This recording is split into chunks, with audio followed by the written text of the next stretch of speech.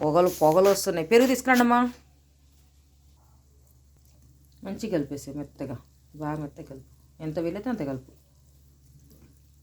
కలిపేదానిలే కానీ వీడియో తీస్తున్నాను, నిన్ను కలపమన్నా.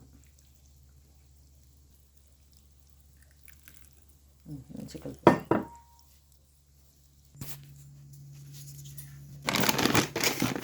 ఇదివరకు గంజిలో పోస్తే తాగేవాడు చక్కగా. ఇప్పుడు గంజి దానికి వెళ్ళట్లే అసలు.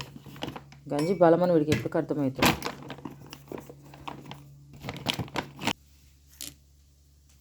కలిపేసే ఒకసారిగా మొత్తం కలిపేసి ఎట్లా పైపైన మొత్తం కలిపేసే.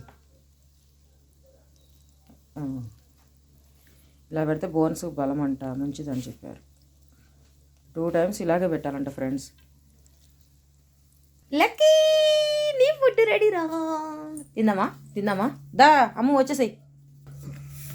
చూడండి ఎంత ఇష్టంగా తింటున్నాడు. ఇప్పుడు వాడు ఫుడ్ జోలికి వెళ్ళడం అనుకో, మనకు ఇక్కడ ఒక డాట్ పడుద్ది.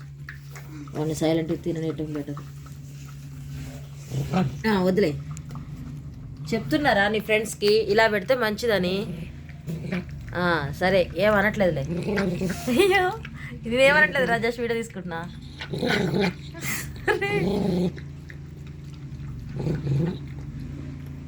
సరే ఇంకా వాడి జోలికి వెళ్ళదు, వాడు తినేస్తాడు సైలెంట్గా.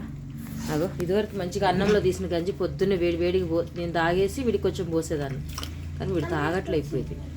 ఇది వద్దులే అని చెప్పేసి ఇక డైరెక్ట్గా కొంచెం పాలేసి అన్నం కలిపేసి అందులో కొంచెం పెడిగ్రీ కలిపేసి పెట్టేసిన. ఇట్లా తినేసి ఇలా 2 times చూడాలి. నువ్వు దగ్గరికి వెళ్ళకలేము, ఎందుకు మళ్ళీ మనకి పొద్దున్నే కోపం తెప్పించడం. మనం ఇలా రోజుకి 2 సార్లు పెడితే సరిపోతుంది.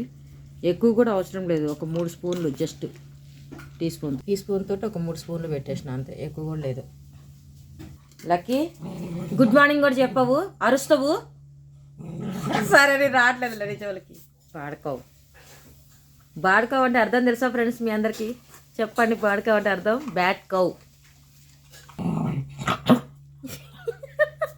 ఎందుకంటే నీకు అంత కోపం? సరే సరే ఇంక రాను, తిను. అలుగుడికి ఏం తక్కువ లేదు.